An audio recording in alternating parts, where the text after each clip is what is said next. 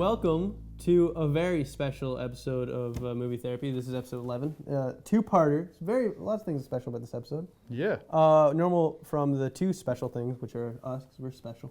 Yeah. In our own separate ways. One more than others. Yeah. So, we, episode 11, we're doing a two-parter, and we got a guest, Mark, from a small little channel called ft.FanBoyFlicks. Awesome. Welcome, Mark. Happy to be here. Thanks Awesome. for having me. It was cool. I was excited to make the drive out and actually come to the studio because I think this is a really cool studio you guys have. So. Yeah, if you saw this, you'd actually think that we make good content. And then you would watch our videos and go, oh, ooh, that took a drop. Well, you got to start somewhere. A reasonable facsimile of professionalism. Absolutely. Usually you have good content but don't have a very good setup, and then you work your way up. There we you went. go. We Exactly. decided we're gonna flip the tables. We're gonna keep people on their toes. Why not? Good. Yeah. And we're also here on a Saturday, which is a special day, rainy day in Goddard. Yeah. Oh, I told everybody where we are. Oh, we're gonna get stalkers. All good. So we all came to 16. do a movie, Yeah. and like Ty said, it's a two-parter. Right. It's from 2007. It's a GrindHouse film, It's but it's actually called GrindHouse. But we're going to do the first movie. So without further ado, I want to do a little bit of introduction. You can't steal my line. I like stealing your We line. will. Okay. He's replacing him. We're done. Yeah. Anyway, Robert Rodriguez. You kind of stole my thunder. Without Yep. further ado, let's do Planet Terror, or Project Terror, as it was originally going to be Is it called. gonna be called Project Terror? See, Well, that's what the DC2 is called, the Project Terror or whatever. They felt like it should be more of a global thing than just global a little project. little project. This is taking up a whole planet. So, I mean, it's unofficially kind of a zombie movie. Yeah. I would agree. It's supposed to pay homage to classic GrindHouse exploitation films. Like in GrindHouse, for example, we'll talk about also in next episode where, so it's a double feature, which is why we're doing a two-parter. And Planet Terror takes more of the disaster film, which was a very common film for these types, and then Quentin Tarantino did the second one, Death Proof, which is more of a slasher chase film type thing. Yep. Like Mad Max. Mad Max was an exploit film. I did not know that until I started doing research for this. Yeah. Seems like it would not be one I expect to be an exploitation film. Mm-hmm. Anyway, so yeah, Planet Terror. Do you, before I rip into it like I usually do, you guys want to, we probably should let our guest talk. Yeah, first. for sure. Well, so one of the things I wanted to talk about with especially these two movies, why I was just so excited when they came out was because growing up I never really had the chance to go to the theater and see like exploitation films or even especially double feature exploitation films. Yeah. So when this came out, I was already a fan of Robert Rodriguez and Quentin Tarantino. I was totally jacked up to go see this experience, and that's really what I felt the whole thing was. Especially when you saw it in the theater, like you were there for like over 3 hours. You had the trailers, and that was a really cool experience, especially for someone like me who didn't get to really have anything like that growing up originally. So I really felt like the two movies are great because they're so different from each other. Very. Yet Planet Terror especially, I mean, I guess I would say that it's hard to pick a favorite, but I really do like Planet Terror just because I like Robert Rodriguez. To me is kind of like one of those filmmakers where he's always kind of trying his own things and totally, I guess you could say it's like, well, he started off like, if you've ever read the book, this is a book that you should read if you're ever interested in getting into filmmaking. It's called Rebel Without a Crew. And what it is Robert Rodriguez's diary when he was making his first movie, El Mariachi. And it's a really interesting read because of all the things that he did to raise money to make that film. Like So- your diary, I met a camera crew today. Well, he Sound guy. one of the things that was amazing was that he like would donate his body pretty much to science to raise money. So, clinical trials for drugs and stuff like that. So he'd get money from that and then put that towards making the movie. So I've always felt like Robert Rodriguez, even though he does, obviously bigger budget movies now, has always been like that kind of guerrilla style filmmaker where he totally does whatever he wants to do completely. Same with Quentin Tarantino as well. And I really like Planet Terror because, not only is it kind of like that zombie film that you mentioned, but it's like the action movie that has those great cheesy lines that are just so campy and awesome. Yeah. And that's like one of the things I really appreciate about Planet Terror is that you have this dialogue, and even Death Proof, you have like the traditional kind of Quentin Tarantino dialogue. Yeah. Great So dialogue. Death Proof would have more dialogue, but I feel the dialogue in Planet Terror has the lines in it. Yeah. You know? Yeah, I agree too. I think Rodriguez, it seems like he's having fun when he's making a movie. And even like, I always watch the bonus features of everything, and I love listening to him talk. Everything that he says is worth something. And it takes it feels like it takes the money out of everything. Like it's not like a big budget movie that's trying to make money for a studio. They're trying to make films for moviegoers, and like them deciding to do a double feature. It seems like a no-brainer. It's like, I mean, it's 10 years ago that they did it, but it's just like, I remember being just as excited. I'm like just as excited to watch it again in its entirety. I mean, I have the Blu-ray with the double feature and all the trailers and all that, as you mentioned, the trailers. And like different filmmakers got involved to do those trailers. So it spells fun completely all the way through the whole movie. Planet Terror specifically, it's got the more grainier look. I mean, I think we'll talk about it in Death Proof, but I think Death Proof kind of like loses that kind of grainy as you kind of watch the movie for a bit. But like Planet Terror is completely like, there's never a scene that isn't like scratched or even some of the little stop motions and stuff. Like when they're, for example, when they're talking about doing the snip, when it's like, oh, they cut that off and they go like that. Yeah.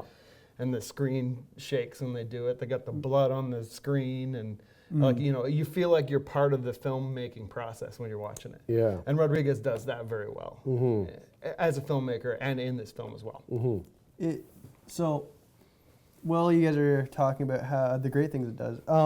This movie, we're talking about where you said that you can't pick a favorite. I'm a big fan of Death Proof, and I'm a fan of Planet Terror, but not as big. And I understand that Planet Terror is supposed to be over the top, and that is. Yeah. And I understand why it can turn some people off. Where, as much as Death Proof is supposed to be it's supposed to be a GrindHouse film, it's still, if you took away everything of it, it'd still be a good film. Planet Terror is quite eccentric. Like not prostitute. That was not Go-Go Dancer. That's what it is. Go-Go Dancer with a machine gun leg, jumping through the air, shooting a grenade launcher out of her leg, and then landing and spinning and shooting everyone. Yeah. Then also over the top with Quentin Tarantino's lovely cameo of a rapist who tries to have his way with said Go-Go Dancer, and then his dick kind of just melts off, and he turns into this blob. Yeah. And I was sitting there like, especially once this movie ramps up, it ramps up, and I needed to take like a breather. Like it was out there. Yeah, I think there was a lot of criticism when they had the machine gun leg. It was just like, how does that work? How does it, like, she's not pulling the trigger. Like, I mean, how does it work? But it's just like, how did Ash's chainsaw work in his hand the way it was too, right? This disbelief is easily set aside for you to just enjoy what is happening in the movie, right? And like the amount of special effects that are used in Planet Terror versus Death Proof. Yeah. Like it obviously it's just everywhere, but it's done so well, and the production of it's amazing, and the acting is good too. I think if you go into any film where the poster is a girl standing there with a machine gun as a leg, if you're not expecting something that's kind of over the top, then I think that's your own fault. Yeah. Like you kind of, that's what I really like about the poster for, is it kind of tells you a lot of what you need to know going into the movie to get you prepared for what kind of movie that you want to see. Yeah. Like you're not going into this expecting like a rom-com, obviously.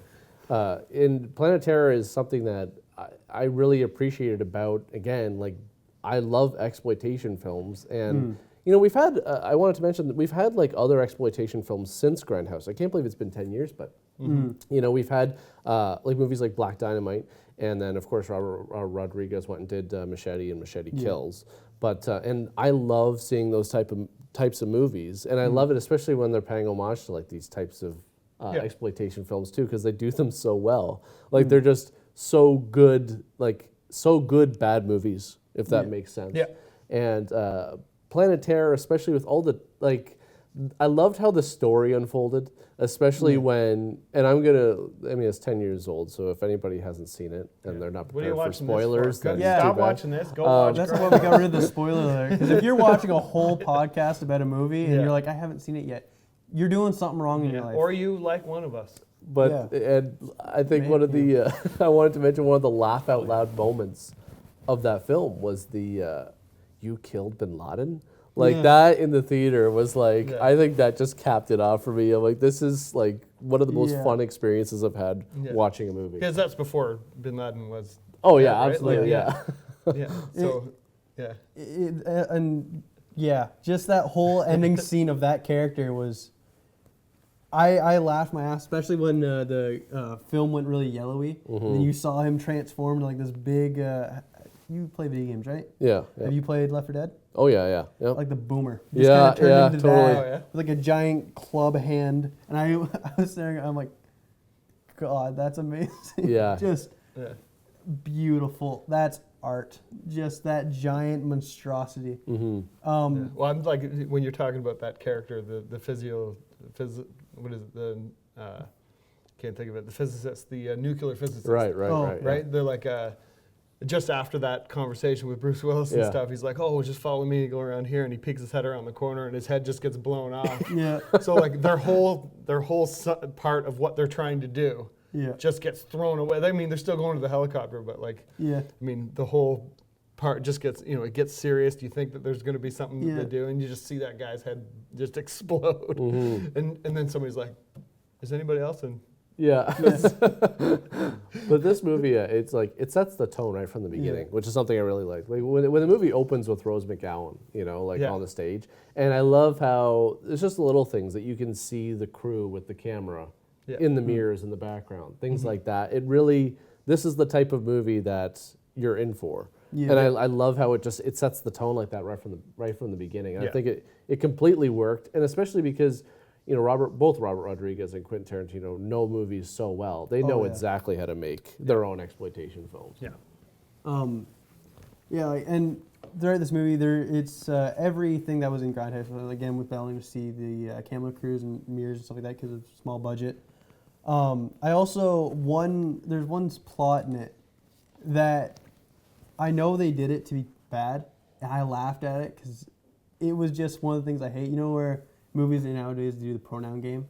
Like, for example, in Death Proof, when they're like ready to do it, and they're like, yeah, let's do it. And it's like, well, what's it? In this movie, you never, you won't give him a gun. And at the very end, also, it's like, oh, you're ridiculously insane with the gun. And I was sitting there going, El Rey. That is, oh my God. It would be a that is far perfect. different film if they had him with guns the whole time. Yeah. Like if you notice that, like the first fight that he's into, he's just jumping off the walls and kicking people and punching people. The next fight he's in, he's got knives. And then it's like, give him all the guns, and then he becomes this gun-wielding legend that they never really explain. Yeah. But that's part of the charm of it. Yeah. Is to have this backstory that you don't really know about. Yeah. Like the same thing with the lesbian lover, right? I mean, she's leaving her husband, and I mean, she makes it sound like he's a really terrible, diabolical person, but you don't really see it right away, and their kid is adorable, and you just kind of like, you're kind of like trying to piece it together. And I mean, every time I watch it, I kind of like pick up different little nuances about the whole thing. Yeah, and especially how, and this kind of ties into both the movies, but how they kind of tied both the movies together in that respect. Like Marley Shelton, she's in both films. Rose McGowan's in both films, but she plays different characters. But how, and Michael Parks, his character too, is in both films. Yeah, he's also, as well. That's the police officer. Yeah. He's also in Kill Bill. Kill Bill, he's in From Dusk Till Dawn. And his son's actually in the sequel to Dusk Till Dawn as the sheriff. Oh, is that right? Yeah. Oh, okay, yeah. So, and he's those guys are in all of Tarantino movies. They play different characters. I mean, he's even in Kill Bill as another character. Yeah. And I like how they use the same kinds of actors, and you kind of like, every time you watch a movie, you're like, oh, what's he gonna play in this movie and And stuff. especially Michael Parks has that incredible versatility. Like if you didn't know that he played the sheriff and Esteban, I believe that was his name, you wouldn't know. No. And I remember watching it recently with a friend of mine, and I was like, Michael Parks, it's the same character or the same actor, and they had no idea just because he has that kind of versatility to do that. Yeah.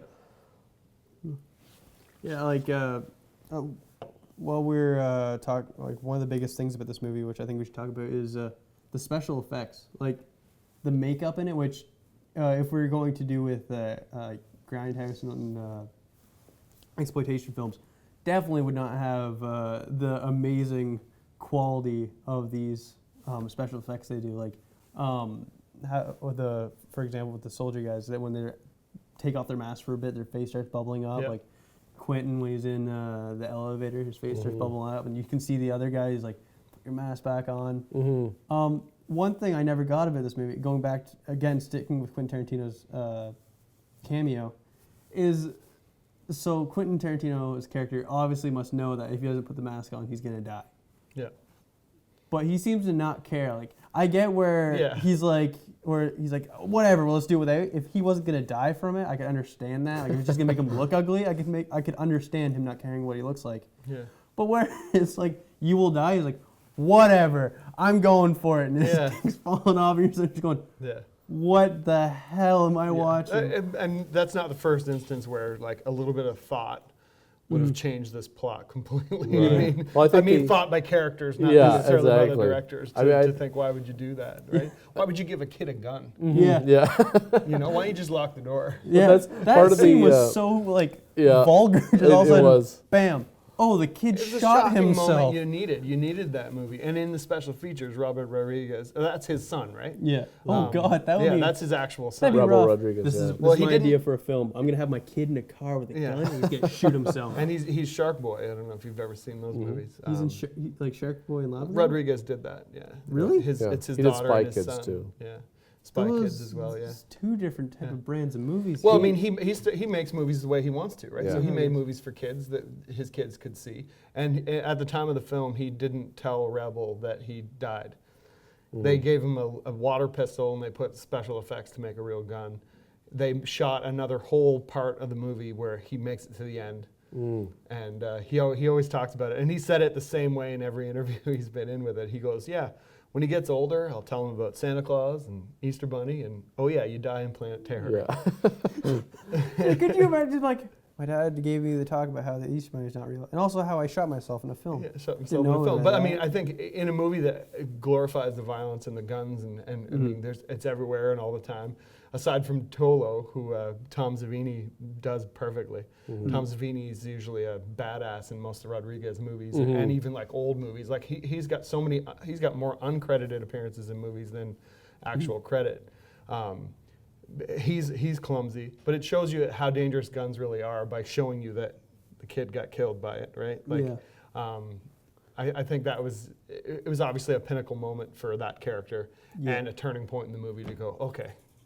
It's crazy how everyone's getting shot, but good guys get shot too. So I think the like those moments, like there's just complete absence of all logic. I think that's still part of the charm, and taking it to the extreme that exploitation films would take it. You know, like a child shooting themselves in the face, or just that kind of incident like that happening to create that dramatic beat in the film is not completely out of the realm of an exploitation film. I mean, exploitation films, like especially when you look at exploitation films, like I Spit on Your Grave, like the original. Yeah. Something that's just completely violent and vulgar, and it takes it to these extremes. So I think that taking it like to those extremes is like completely within the realm of making an exploitation film, especially since I'm sure Robert Rodriguez. He knew exactly what kind of exploitation film he wanted to make. It was going to be, action and kind of zombies, and it was going to have like the cool 80s music to it. Another thing which I really loved about the movie is how it was scored. Oh yeah, the music in both films are just amazing. Yeah. Well, like, I mean, specifically Planet Terror, he wanted to get John Carpenter, who scores his own movies. And it didn't really explain what happened, that he didn't do it anymore, but there's elements of what he would do in those movies for John Carpenter, what the style of music he would use. I mean, Rodriguez even admits that he tried to pull off John Carpenter and he ended up doing his own style. Because I mean, Rodriguez plays in a band, and he does his own score, and it's always got that, you know, the horns and the like the sounds, the like the guitars and stuff. It's really awesome, and it leads to this dark movie that is funny at sometimes and ridiculously liquid blood violent. Well, I was listening to the audio commentary last night and how he was talking about the song, like how Planet Terror opens with Rose McGowan. That song, he wrote that song a long time ago, and I believe he was going to use it maybe for a different type of movie. And when he listened to it, it's just kind of like the whole scene kind of came together from that piece of music, because that piece of music is kind of like that, I guess you could say like grungy, kind of dirty, kind of, you know, sounding, something you know, it was perfect for this movie, and it was such a great intro. Like, I can't get over the introduction to the it's like I'll watch that beginning scene like over and over again, just how they shot it, and it just well, it really is. It really completely sets the tone around. for it. Oh no, I agree with you. It's super smoking hot, like absolutely awesome. Like the go-go dancer versus the stripper. It's and even good. the setting of it. You know, the setting of it and the too. foreshadowing with the legs. Like you see her legs do so many things. Like there's one where she's like switching legs back and forth, and you're just like, you know, and she's like, even after that scene, she goes, I need a dramatic change in my life, and it shows her leg. You know, like you're gonna lose that leg. You're asking for it. You know? I think Robert Rodriguez, he said in the commentary, he originally wrote the story as, you know, Freddie Rodriguez's character kind of meets up with just this girl. I think it was at a diner or something, and then she loses her leg. Can't remember exactly what he said in terms of the series of events, but that's how it started. And it wasn't until he decided to, you know, with that piece of music, add in that beginning scene with Cherry and show Cherry like with using her legs, that it totally it took on what it is now. And I think that completely it completely adds to the character, and really again, like the introduction to the film, it's a perfect introduction to it. Yeah, like the very beginning of the scene is very very Grindhouse film, with the whole, even just like the setting of God, I'm terrible with words, I swear to God. Like a strip club. Like, just because when you with a lot of Grindhouse films, especially horror films, I notice like they just try to shoehorn like nudity in there. Like every movie that's not doesn't have a studio behind it, you always try to shoehorn nudity in there or some sort of sexuality. So it's starting off with a strip club, to me, was just like, like, I don't even really know how to articulate what I'm trying to say here. No, but I think I get what you're saying. It, to me, just the whole setting of that, exact same way how, like, in Death Proof, the whole character of Stuntman Mike, of being someone that you wouldn't see that in modern movies. Like, you wouldn't see Fast and the Furious opening up these ways. Right, exactly. Like, the whole movie is set up like that. Like, well, the best parts about these movies is that you would not see these. Like, if it wasn't Rodriguez and Tarantino, these movies would not have been made. No studio. Well, I don't think anybody could make a movie the way these guys made these movies. You know, like I said, the love they put into it, the detail of making it so bad at some points that it's so good. Like the outlandish plot that kind of like, you know, like things just change so quickly, and get into the Grindhouse thing too about the missing reel. You know, like they are able to cut out a whole arc of the movie and kind of explain it to you in like seconds. You know, the sheriff comes back and he's got a gunshot to his neck to a character that's clumsy, and you knew he was clumsy. You know, like, I mean, it don't shoot me. And it shows like the scene in the boneyard or whatever, in the waterbed, and the two, and you get just enough nudity, and you get that they're hooking up and everything. And it is what, I mean, from looking at the main scene, the beginning scene is what I'm trying to say. You kind of you're like waiting to see her again, right? And you get to see that. And my favorite part is when he's on top of her and her leg comes up. Yeah, and it's the stump at that point, right? Yeah. And then I remember even being in the theater and when it kind of does that dissolve and like the film gets really like burnt and then it just like deteriorates and just melts down to nothing and it's just like missing reel. And then the next scene is like it's on fire. It's on fire and everything's just going Everything's nuts. gone to hell. And you're just like, man, it's just like they skipped the best part probably. Yeah. But it's funny how it almost like helps with the pacing of it. Yeah. You know, it just kind of cuts to like the Yeah. chase of what's going on in the story. I was thinking about, before we were doing this podcast, is like Ty likes to rip on these movies. And I was just like, it's going to be really difficult because all the mistakes that they made, they did on purpose. Yeah. Completely. But like, intentional. I was looking through like scenes after scene and it just seems like everything's on fire. And there's no real explanation to it. Like, it's not like these things are on fire walking through setting fires. It's just like random parts in the hallway in the hospital are on fire. Like, why is this place on fire? Like, the gas pumps are far away from the restaurant. It doesn't make any sense why everything's on fire. But it obviously adds to the suspense. Yeah, totally. And they go back into the bar twice. When the building's clearly from the outside on fire. You know, like there should be a lot more danger, a lot more smoke, but because it's the way it's built, right, it's believable and Though fun. the one thing I also wanted to comment on is like the use of non-actors. Like I believe the manager of the Go-Go Dancing Club. Yeah. I think that was Robert Rodriguez's real estate agent. Yep, that's right. And it's like you can kind of tell like he's not like a trained actor, obviously. And I think that, again, it adds to like what they're going for here because with like exploitation films, you might have that. Some people that aren't actors that are thrown into the film just to play a character. And I think that was like a really good decision. I think Rodriguez goes around and he sees actors everywhere, whether they're trying out for a role or not. Like he likes the way that guy talked, and he apparently didn't change much of how he really talks in real life. You know, that's how he talks. Put him in that role. Physician's another example. He's actually Rodriguez's physician, the guy that's got the like grotesque pictures of the things that happened in Iraq. He's in Machete as well, and he's talking about how long in Machete he pulls the intestines out of the guy or something. And I remember him. I can't remember exactly what he said, but like that guy's been used in a lot of Rodriguez movies and stuff. And then you got Fergie. Who was, I guess she's an actor. Two of the casting choices that I really loved was Jeff Fahey and Michael Biehn.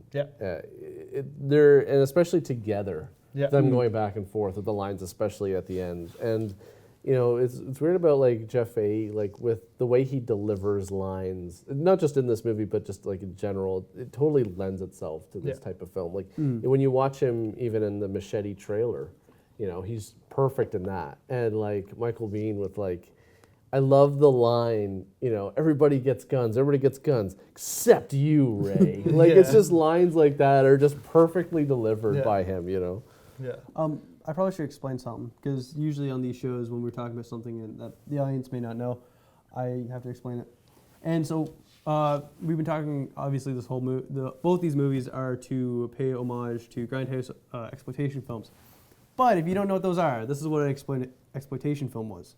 Back when, from what my understanding is, back from when TV started really getting color and you could watch movies at home, theaters were having trouble getting people to go out. Because why would you go out to watch a movie if you could sit at home? So they started just basically pumping out just really easy, cheap movies. And these movies, like, for example, one of them was Mad Max. Mad Max was one. So some of these became tremendous hits. But the point was they were low budget and they were pumped out. Theaters don't do that no more. Every movie is either a remake or a sequel. Or a reason to do 3D. Yeah, or a reason to do 3D. So they don't have that no more. And Quentin Tarantino said in an interview that the reason they did this was because they missed that as a kid. They missed going out and seeing these types of films. And the reason that they're so scratched and they'd be missing reels is because obviously they wouldn't treat this movie with type of respect as like Lawrence of Arabia would have. So where those movies would be like protected and stuff like that and made sure they weren't dropped, these ones would be, you know, trucked back and forth. Just, grit all over it, scratches all over them. Maybe a couple frames are missing, maybe they're not, maybe the audio is a little bit off sometimes, whatever. And there are these movies that try to show that, like in Death Proof, when the car's going around the cliff and also it just cuts away and then another one comes. Because it's supposed to, you know, be missing scenes. Yeah. In this movie where it cuts the reel and says, oh, now it's on, everything's on fire, Yeah. because things would be missing. Yeah. So that's what a Grindhouse film is, and that's what this was trying to re-embody. Yeah. And this movie did a great job of it. Both of them did. Yeah, Like, so they would have fake trailer, or not fake trailer. They'd have actual trailers yeah. in between these movies too, and I think that's what's really also fun about it too, is because you've got Rob Zombie, Edgar Wright did one, Eli Roth. Am I missing one? There in the Canadian version there was a contest. Like they held a contest at South by Southwest, and Hobo with a Shotgun, Canadian-made film that actually got made into a film. I don't know if that was the original idea for that, but out of Nova Scotia, they got a chance to be on the Canadian trailers. Of course, Machete at the very start of the movie, which when I was reading it, the term mexploitation. Yeah, I was going to mention that too. Yeah, I enjoy the mexploitation, a spaghetti southern when they were talking about Django and stuff like that. You know, it's not so much a western as it is in the South. Those kinds of things are quite funny. Well, the interesting thing is, like when I was reading about Robert Rodriguez wanting to do Machete, you know, way back in like 1993, you know, when he was doing, you know, back when he was working on Desperado trilogy, and he wanted to make the Machete as like a vehicle for Danny Trejo. And I thought to myself, it's always interesting to think about when it would have worked. And I think it was better that he released Machete after Grindhouse than if he tried to release that in the mid-90s. Because, you know, in the mid-90s, I think we had some like really great movies. Like when you look at like Jurassic Park and some of these movies that came out, could you imagine like Machete coming out back then? Yeah, I don't know if it would have been as well received by audiences back then with all the other types of films that were just the general tone that was going into the film industry at the time and what audiences were used to seeing.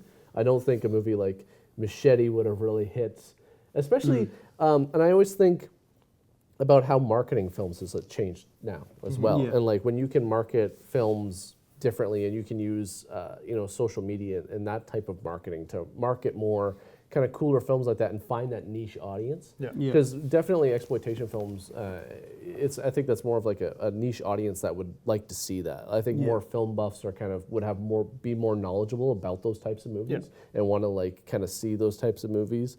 So back then, you know, your marketing was extended to trailers, TV commercials, maybe magazine ads, billboards, that sort of thing. So I don't think, you know, again, I could be wrong, but I don't think it would have worked as well back then. No, I agree. I think special effects have come a long way. Like I remember seeing the special effects in Jurassic Park going like, how? Like, I mean, how did they find a dinosaur? How did they make a dinosaur look so real? God. You know, like that kind of a thing. And without the special effects, I don't think Machete or Grindhouse would have been able to do, like at least Planet Terror wouldn't have existed in the way it does now with the technology, the things you can do now versus the 90s, right? So. It might have been also harder to convince a studio or a distributor to go for. Well, and this wasn't a box office success. Like, I mean, they lost money on this. They re-released the movies separately, and they did better that way. So they got their money back in that respect. But like, they were really taking a chance on it, and it didn't do too well. I'm curious as to like the failure of the movie. Like, if you guys think it's more of like, was it that not enough? Again, that niche audience wasn't reached, or do you think it was more that people weren't willing to go and sit for over 3 hours? I think, then I don't think people would want to sit for 3 hours. Now, a lot of movies are 3 hours long. Like you take a movie like Hateful Eight, like that's 3 hours sitting in the theater. You know, like, and you don't even notice it. But back then, like one of the examples they used was if Kill Bill was released as a whole movie, it being like 3.5 hours long, it would never have done as well as it did at the box office. Right. It's all people's attention span, right? They said actually Grindhouse, people would leave after the first movie because they didn't really expect to see a second movie. You know, like I went in specifically for that reason, because it's 2 movies. Yeah. And they said overseas, people felt ripped off because they were getting 2 movies in the States for the price of 1, and across overseas, they're selling you 2 different movies for 2 different prices. You know, like, so it's all in the marketing of it, the interest in it. It's a reason you haven't seen it done again, right? Because it wasn't the greatest example of success as far as the box office goes. I think the reason it did so bad is because we're film fans. So when I was not old enough to go see this film when it came out, so I didn't get to go see it, but you guys did, and you guys said that you guys were excited to see this. If this came out today, I would be excited to see it because A, it's a director that is very well known, and B, it's paying tribute to something that film fans, especially who are more for film than digital, would have been like, this is something I need to go see. Where, like, for example, my dad, who isn't a film buff, he would be like, well, why would I go see that? Why it's in crap quality when I can go see, you know, just because I hate the film. What's it called? Fast and the Furious 8. Because, you know, it's fast paced, you know, it's sharp, and you'd be like, well, no, it's not. The point of it isn't that's not that. It's, you know, going back to when, you know, when you guys would have been children, or when you would have been 50, because you're like 100 now. Right. So it Pokes my age a lot. Yeah. it wouldn't, like, I think just people didn't get it. I think people went to see it, and for example, my one film teacher told me the one day that she did not enjoy she didn't like Quentin Tarantino because she saw Planet Terror. And after I tried not to rip my hair out, explaining to her that it was Robert Rodriguez my Planet Terror, I explained to her, I'm like, well, the point of it is it's ridiculous. Where if you go in expecting it to be like every other movie, yes, or you see a girl with a machine gun for a leg, but you would think it's not going to be, like, you would expect for it to be over the top, but it's purposely supposed to have all these things where if you're not expecting for things to be missing and stuff like that, you're going to get annoyed from it. Like, if you're watching a film and all of a sudden it goes, oh, you know, just skip over this, let's go to the next part. If you're not expecting it, you're going to be pissed off. You're like, whoa, I want to know what happened. Where people who enjoy films go, oh, it's supposed to be a GrindHouse film. It's going to be missing frames. It's going to be just like when I was a kid going to see it. And people who aren't film fans probably back then even were annoyed by it, didn't get the whole feel of it. So they wouldn't want to go see 2 films like it nowadays. They'd be like, it's crap. You know? It's like, no, it's great. It's art. It's going back to show it. Exactly. And in a way, actually, I'll talk about that part in next episode. I also want to say, like, it kind of reminds me a bit, like, even though unfortunately I didn't get the chance to go to like any kind of GrindHouse as well as like a kid and see exploitation films, I do remember very well going to the drive-thru. Yeah. And sometimes in the drive-thru they would play multiple. You mean drive-in? Sorry. Yeah. Drive-in. I went through drive-thru. I went through Tim Hortons drive-thru today. Yeah. I remember drive-thru. I don't remember being so excited. Well, like McMuffin. The drive-in movie was like something that I will always remember from when I was a kid, and I still even went to when I was older, and like watching them, like they'd have like 3 movies going. Yeah. You know, you'd be like, some people would be there till like 5 a.m. watch. Some people would start their car and just leave. Yeah. Right. But again, it's kind of like that aesthetic of like playing like multiple movies and like also. I was gonna say that it's one thing to make a bad movie. It's another thing to make a bad movie good. Yeah. Even when you're intending to make a bad movie good. And I think that it's not as easy as one might think, because there has to be elements that work, obviously, in any movie. But when you're making a bad movie, you can't just like have explosions and gore and stuff like that. Be like, well, it's a bad movie and it's a good bad movie. One of the things that I try and think about is like, how do you make a good bad movie? And with Planet Terror, you had so many elements in there that, albeit were, you know, some might consider bad, they work with each other to make a good, fun experience of watching the movie. So it's not just the special effects and the gore, it's like the music, the characters, the pacing, the twists in the story, those laugh out loud moments. And again, like Robert Rodriguez had used like many filters to try and get the look of the, you know, deteriorated film that he wanted, right? And even working with that, like he talks about it in the commentary. Whenever there was like a scene of violence or something like that, the film would be more and more deteriorated leading up to that. You know, so even just those types of style choices, I think led to it being a really fun experience. And if you don't know who he is, he has some knowledge about bad movies, as that is what he does on YouTube. Almost exclusively. Yeah, almost exclusively. Hey, when you're good at something. Yeah, why not? We're still trying to find what we're good at. We're just doing this until it sticks. Well, we got Mark here. We're good at that. Yeah. Well, and it's funny, you mentioned drive-in. We have a drive-in, I would say half an hour or more from where we are, and they do double feature, stuff like that. And ironically, though, people wouldn't see this in a movie theater, which is 2 movies. But you go to the drive-in nowadays, and still people love going there. Like, a lot of the times if you go to... It's weird, though, because you'll go to, like, my school, just for example, and you'll say, oh, I'm going to go to the drive-in this weekend. They go, oh, I love the drive-in. You go, are you going to go this weekend? They go, oh, no. Yeah. It's like, for them, it's like, oh, that's a great memory. Are you going to do it now? Oh, I got It's a great thing to do. It's cheap to do it, and if 2 movies that you really want to see are playing, it's awesome. But it's even worth to just go to see the one. Yeah. But it almost feels like, again, it's going the way of, same with like GrindHouse theaters, is like more and more, drive-ins are gone and closing, right? So who knows, like in 15 years, that maybe that'll be the thing that like we look back and like remember, and young film fans have no idea about. I don't know how you'd make like a drive-in movie experience then without actually having a drive-in. Bring people like little cardboard cutouts of cars and make them sit in it.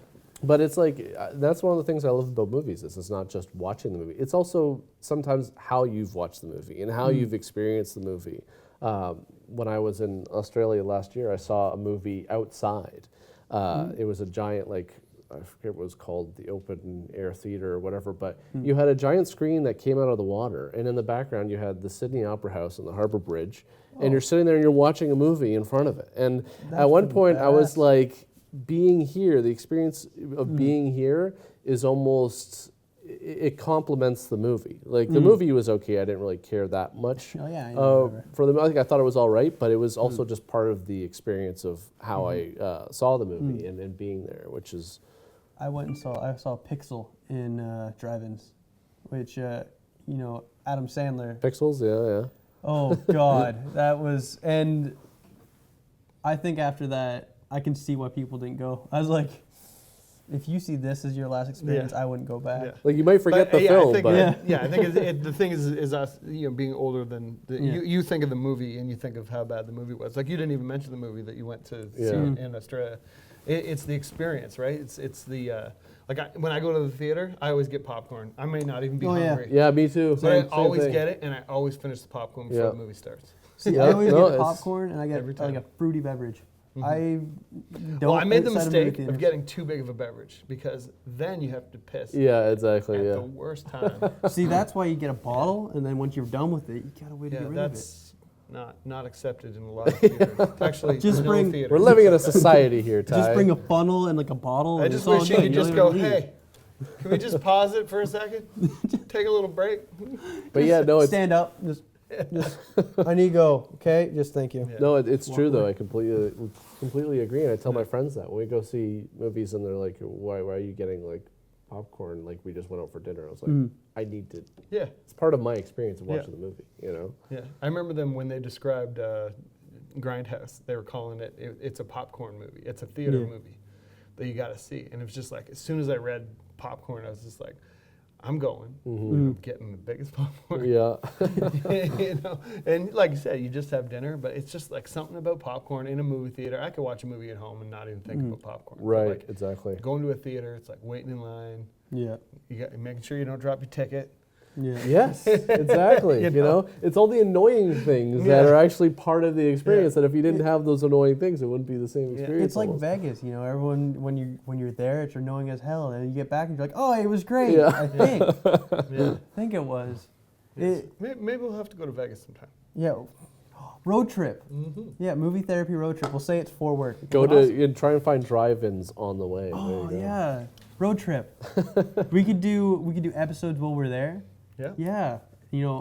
All 16 of our fans would show up to one of them. It'd be great. We're not paying for you though. Yeah, no. It's $600. So I think we're kind of done with Planet Terror. Yeah. So we'll wrap up this episode, and then you'll be back next episode because we're gonna film it in like 3 seconds. Sure. Do you want to put a rating on Planet Terror? Because I didn't reveal this when you guys were talking what your favorite was. as much as I love Tarantino and as much as I love Death Proof, I agree with what people say about Tarantino. I believe that it's not his best movie, Death Proof. You disagree with me, but but I mean, in a long line of great movies, a bad movie in his collection is still a great movie. It's but true. Me being a big fan of the zombie genre, I have to say I like Planet Terror more.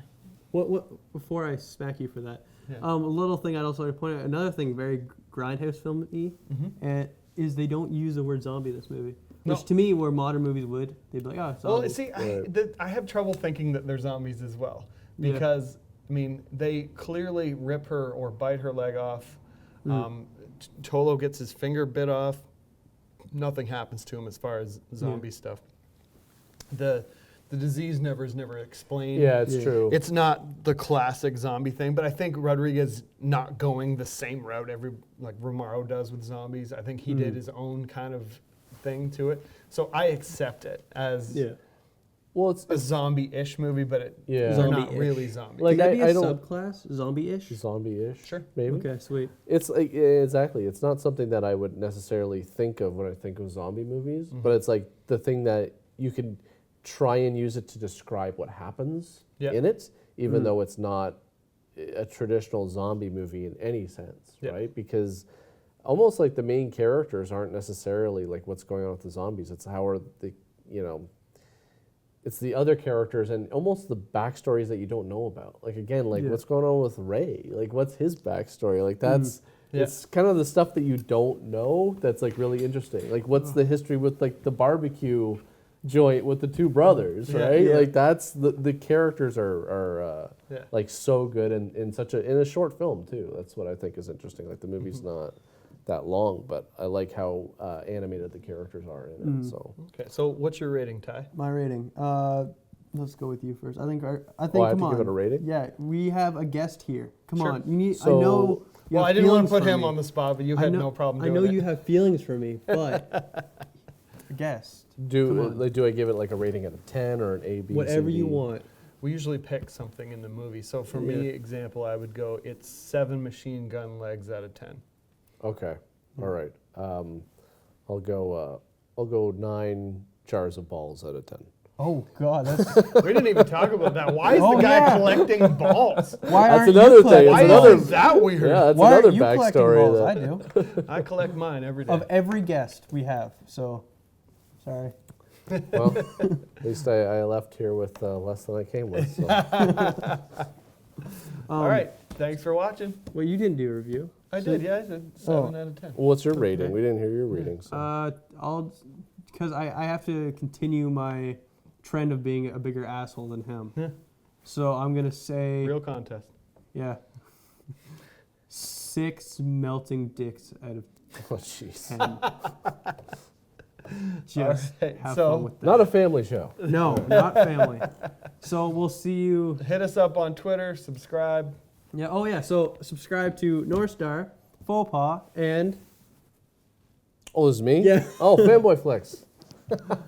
what do you do at FlamBoy? Well, FanBoyFlicks, I review bad movies. So my most popular series, which is the only one I do now, is bad movies. Whereas I movies. take some of the worst movies that I could find and I'll sit there and I'll watch them and I'll make jokes about them and try and make them. Also, part of it I love doing the show is that you can. I think you can learn things about filmmaking by watching bad movies. So it's like watching a scene. Like, where did that go wrong? What happened here? And that's something I really enjoy about doing the show. Yeah. Then all of our 3 of our Twitters will be in the bottom. Cool. If we are allowed to port your Yeah, stuff, you know. absolutely. You Go might ahead. not want anything to do No, with go us. ahead. Yeah. You can just keep your Twitter and stuff like that away from us. Yeah, you can use whatever you want. Okay, so we can use what we're taking his name. Cool. Taking his name. We are now FanBoyFlicks. Change the sign. No. All right, so Yeah. that's it. Yeah, so All right. we'll see you next week or for our case in a couple minutes. All right, thanks, Hugh. Cool. Bye.